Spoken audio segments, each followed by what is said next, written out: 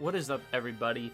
So I made a Twitter post and I said, would you guys rather see me do a updated matchup chart on Donkey Kong, or would you rather see a kind of my method of breaking down how you're supposed to defeat Pikachu? Okay, so what I'm going to be doing here is I'm going to be reviewing and watching over my sets against the two Pikachus that I did play, and I think a lot of people consider them to be very good players. So let's hop right into it. Right off the bat, I think it's important to not set expectations for yourself too high or too low. You got to find that middle ground where you're not like too cocky, because then you're not prepared for the situation. You go for stupid stuff, but at the same time, you don't want to be scared of your opponent. I think going into this, I know it's gonna. I'm preparing for the worst, honestly, because I know it's not going to be a good matchup. But it's a best of 3, right? So you have time to figure out what you have to fight. You have time to figure out all that. But all right, so let's actually get to the game. Okay, so as you'll see here, a lot of times in this set, when Pikachu hits me off the stage, and every Pikachu is different. I play differently around the next Pikachu, but this Pikachu in particular likes to go for I want to say early down airs, and so I get away with recovering deep a lot. And so for this, I want to say Pikachu camping with Teejult, you can use DK's grounded up B armor, or you can parry it, which is honestly stupid. I haven't done that. No, I haven't. I think parrying it is actually bad, because even if you parry it, he's gonna be like right behind it and he'll grab you. So I think parrying is kind of bad. For back airs, I just DI hard out, because if I DI in, I'm gonna be getting comboed even harder. I up air a lot because it's hurt box shift, right? So that's good. Another thing that's important is always be like super patient on the ledge, because Pikachu's most often try to get like forward smash off the ledge. So you have to be really careful here. So the first another thing that you're gonna see me doing here is that I'm shielding Teejults a lot, because my tactic of fighting against a Teejolt camping Pikachu is to kind of see what they do when I don't hit through it, right? When I play passive and see how they take control, that's very important to note. And I think it's very important for you to know when a Pikachu is mashing on you, to just play really safe in the beginning and wait for your openings, right? So there he does forward air, and then just, a lot of Pikachu stuff doesn't actually kill. You can survive for a long time, which you're gonna see. So yeah, here he doesn't go off the stage too far. I got a little bit greedy right there, but I knew he was going to try and go aggro, or like land with an air or something like that. So it did end up paying off. I get up attack a lot here too. Yeah, he got me. That's my rolling out of disadvantage habit. So also, when Pikachu is in disadvantage here, they are 99.9% of the time going to quick attack out. So as you'll notice here, like right here, he's either going to go below me, or he's going to go above me. And I gambled that he's going to go above me, so I try to hit him with the nair. And then I'm just pressing advantage, right? Pivot grab. I don't even get a single PDKO this set, because the stage is just, I don't like it. But a lot of the Pikachu mains are telling me to go here, so. Yeah, because Pikachu doesn't like it anyways. So right here, I'm just kind of fishing for back airs.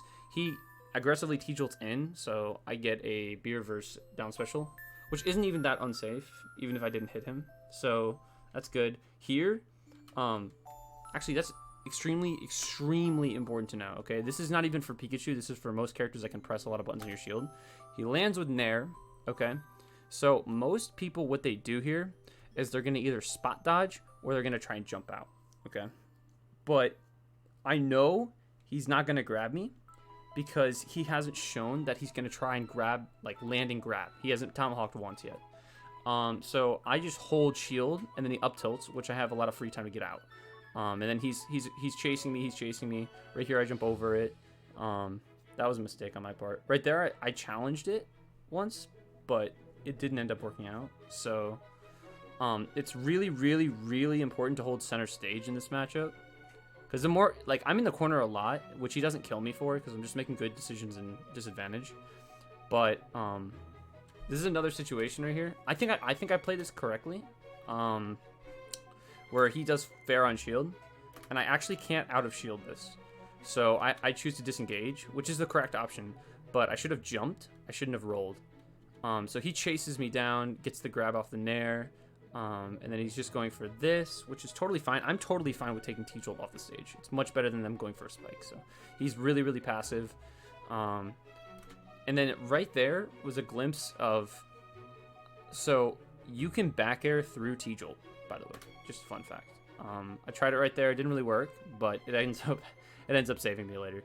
So here, I'm just trying to get back to stage as safely as I can, and he's covering all the options, which is very nice. That right there, he didn't land a safe Nair or safe fair, and so either he's gonna shield, or he's gonna spot dodge, or he's gonna roll. So I read the roll, I guess, or I covered the option right there. So we get a lot of whiffed moments start happening here, right? So I'm expecting him to choose some sort of dumb option. I do this a lot. I kind of just sit there and stare at my opponent. That almost killed, which is kind of crazy. But I wait a lot for people to make mistakes. So if you see when I hit people with like down B or something like that, I'm waiting for an air dodge, or up throw, I wait for an air dodge. A lot of the time, I'm just waiting there for them to do something stupid. I actually had the right call out there. I just didn't, he got on the platform in time, which was nice. So this is really dangerous right here. Really, really dangerous. Oh yeah, that's kind of funny how the T-Jolt hit behind. DK's armor is inconsistent sometimes. But yeah, I be reversed that. See, like that, for instance, I did an empty hop because I know that this is not going to lead into anything. If you get the sour spot of DK's down B on any character, I know it's not going to lead anything. So I empty hop because I was expecting, or rather hoping, for an air dodge to the right, so then I could tomahawk grab. But he air dodged to the left, which was the correct choice. And I predicted he would short hop, but he did not. So right here, he got a little bit, let's just say he got too greedy, because I hadn't been challenging this too much, okay? I only challenged it once. Other times I was trying to play defensive, and then I immediately went for the aggressive option, which is something that you need to consistently do. You need to show that you can go for the aggressive option, and then the burst just got me to kill right here, so... I'm trying to mix up everything I can to the best that I can. Like that's one of the only times I recovered high with Nair. So that was a safe Nair, and he backed up. I thought he'd be stuck in shield or spot dodge, but he didn't. So right here, yes. So okay, he is going to. All Pikachus do this a lot, where they're gonna, like, as soon as they hit you off, see Pikachu, he's gonna run down and try to Thunder Jolt. So I wait here for a little bit like that. And then immediately try to cling to ledge and up B, because if he was shielding, which I talk about this a lot, DK's up B pokes shield. So it's a pretty good option. Right here I choose to disengage again, because if an option is safe on shield, you got to get out of there, right? That wasn't safe though. So that's a free like 40 damage, yeah. He's getting juggled. And I hit this too because this is also an extremely important thing in the matchup. Pikachu likes to maneuver around your body. It sounded weird, but move around your character with like tons of safe options, right? So this Nair, if I had shielded, I wouldn't have been able to punish it. But I just barely managed to get the final charge of DK Punch, and then I B reversed it because I knew he would either jump back air or jump Nair. Worst comes to worst, he shields, and then it's still safe. So I immediately B reverse punch, and I get the kill, which sets up nicely for game 2. But then, okay, so this is a dumb thing, right? If I remember correctly, I had to ban. Okay, so I can't go FD, so I banned FD and Kalos. Those were my bans because you can't take Pika to those stages. And he knew not to take me to Battlefield because Pika does pretty bad on Battlefield. But you know what's not Kalos? You know what's not PS2, but just like those stages? Town and freaking City, dude. So his game plan this time around is to completely shower me with T-Jolts and just run away and play the super slow game, which I'm assuming the first game he thought he would just be able to run all over me because that's what Pikachu can do. So this game he takes it up. He like plays. I have to give it up because he plays a lot differently right here. So yeah, right there, I had to play like really pushed back. I do this a lot. Don't ever like try to challenge Pikachu back around your shield. If you play DK, don't do it. Get out of there. Like, I say this a lot, but a lot of the time you want to just run for your life, because that close range you lose. So you don't want to mess with that. I hold shield as long as I possibly can a lot of the time. I thought he'd commit to something right there. He kind of beats me up this game, and it's because I get a lot I get a lot greedier, because I notice he's camping me and I want to like pressure him. But honestly, in hindsight, when I'm looking over this, I'm like running away as much as I can, and then I'm just pressing advantage whenever I get in. So I think that's what the I think that's the optimal thing to do. That was Sour Spot, so I got kind of lucky. Recover to the platform probably wasn't the best option. But I had seen that T-Jolt go, like, 2 of them go around, and I was afraid he was gonna, like, I don't know, forward smash me for that. So I got greedy with that, and then he punishes me for recovering high, which is good. Right there, yeah, he's playing really good. He's playing really patient. My SDI went crazy right there. But it's hard. You kind of have to be like a surgeon in this matchup. You have to like dissect the little openings that you do have, and you have to like pick them perfectly, because if you don't, you just get exploded, right? As you can see, he's just pushing the lead. DK behind against Pikachu is awful. If you're behind and you're trying to catch up with this character, you can't really play aggressive against Pikachu. You have to play the mid-range, and that's just DK sucking, by the way. But you have to play around the mid-range, and it just... When you're behind, like, good luck. Good luck, because this is what happens to you. You get steamrolled. But, yeah, I did catch that right there. He could be doing more back air strings. He doesn't actually commit to them. I get, like, at this point, honestly, I'm gonna be real, I was just trying to get the stock. It's true, I did get desperate here, because he's playing so well, right? And I'm pushing too hard at certain points where I shouldn't be, and I'm like trying to challenge hitboxes, which I learned in the next game is just not, you can't do that. So I'm trying to like still maintain like the aggressiveness in his face, which honestly, so with this matchup, you can't, it's really hard. It's kind of like Steve, where you don't benefit from camping Pikachu, but you also don't benefit from playing aggressive against Pikachu. So you have to perfectly play the mid-range. And with a character that speed is so, like, and mobility is so good, like Pikachu, it's really, really difficult. But if you're playing correctly, it is theoretically possible, which you'll see. I mean, but stages are just so important. And if you don't get the right stage, you just lose. You just lose. Don't ever take this character to like flat stages. They're gonna go crazy on you.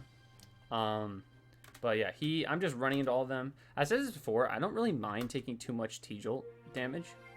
I'm fine with getting hit. It's just giving me rage. And Pikachu has a harder time killing if it's not from ledge guards.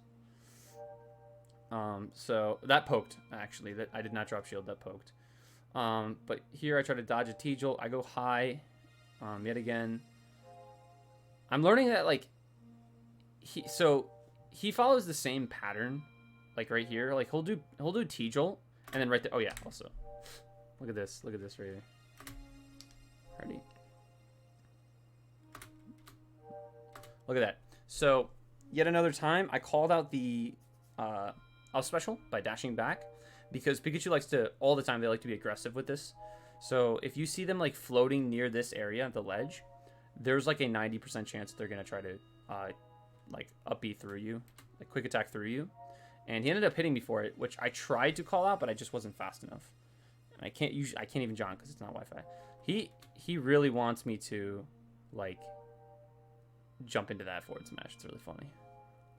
So right here, yep, that covers most options. So it's just DK knowledge stuff.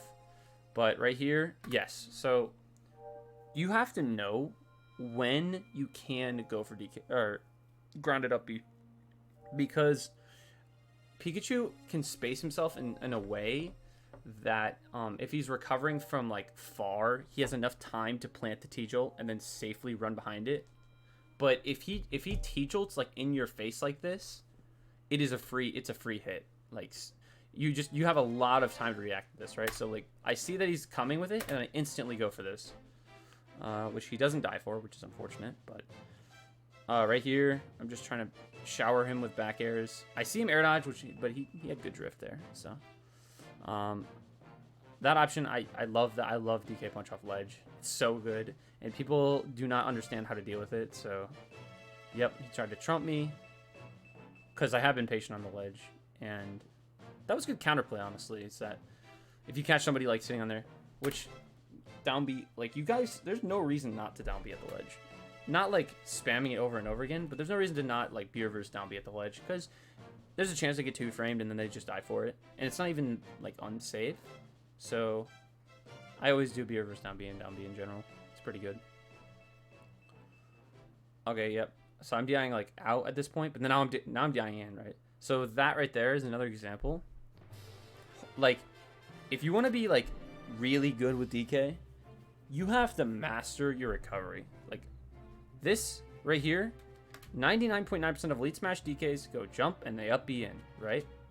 But I know that I can make it back and miss the sweet spot of this. Even if I get hit by the sour spot, it's okay. But I know I could make it back if I angled it that far. That down B was just coverage. So right here, jump over the T-Jolt. And then yet again, I do something. I do a down B and I wait. And I sit here and I wait for him to choose an option. Which, it takes me like a while to figure out that Pikachu players, when you hit them and they're put in disadvantage, they don't air dodge, they press a button most of the time. Like if I hit them with down B, they always try to land with Nair for some reason. So I didn't realize that was like a thing, because I haven't played too many great Pikachus prior to this. I played like one or two. And so now I know, you know, when you put them in disadvantage, they're gonna Nair a lot. So he gets greedy with the neutral get up right there. Yep. So I'm waiting. I'm a little bit annoyed that didn't happen, like that didn't work, because this was a specific call out, right? Right here, yeah. I should have armored through that, but it is what it is. This is a terrible situation too. Being right here, this is just an awful position because I had to use my double jump because I didn't want to get hit by forward smash, but then I'm stuck, right? And I can't land with anything safe here. Okay, so either I air dodge up and he hits me, or I like try to land with headbutt, B reverse headbutt on him, but then he still punishes me. So really bad situation, but I only took like 5% for that, so that's not too bad. Yet again, I'm just holding shield. If I had, this is all about decision making too, because if I had rolled to the left right there, he'd forward air me and I'd be off the stage. Like right now. He catches me going deep that time, which was good counterplay. So he's retreating. He takes the lead and then runs away. That's what I found with this guy. Where the next Pikachu that I'm going to play is very different. Right here. Another thing is they don't like Pikachu players never neutral get up for some reason. Like it's a different type of character, like player base that plays Pikachu. They don't do a lot of the same habits that most players do. Yeah, every Pikachu does Thunder Jolt right there. Back up. There we go. So I'm waiting for some kind of like stupid option right here. I predicted that he was gonna spot dodge, but then he was like, "Oh, I'm free," and then I just killed him. So you're not free, but that's a free opportunity to get DK punch is what that is. So this is honestly an okay position because I have a little bit of rage, but I'm not in death percent. I did it again. That option is great.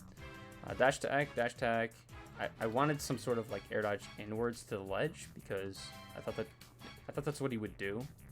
But right here, I'm just following all of Pikachu's landings because I can beat Pikachu's down air with my up air. So I'm trying to get under Pikachu as much as I can. Right here, I air dodge pass. I didn't have a jump. So right there, he fumbles a little bit. He air dodges again. So he's like mashing air dodge because he knows if he gets hit, he'll die from that.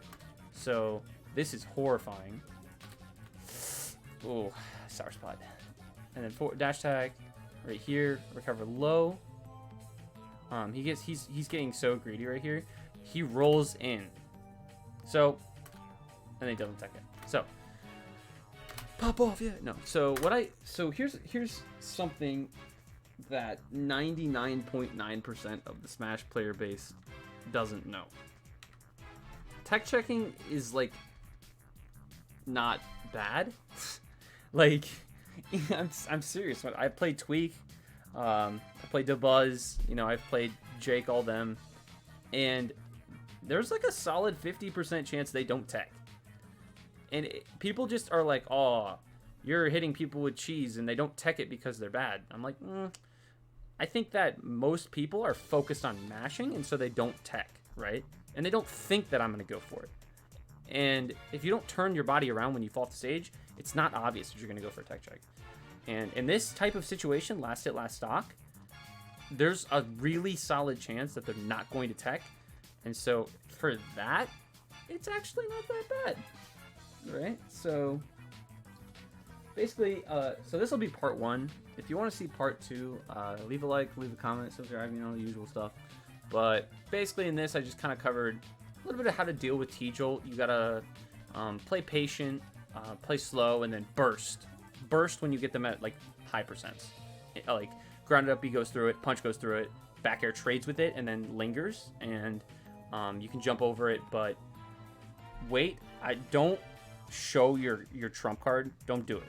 Wait until it's the right time, and then get yourself the win.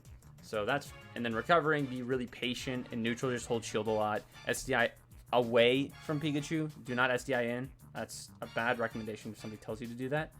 But yeah, that's all I got for you today. All right, peace.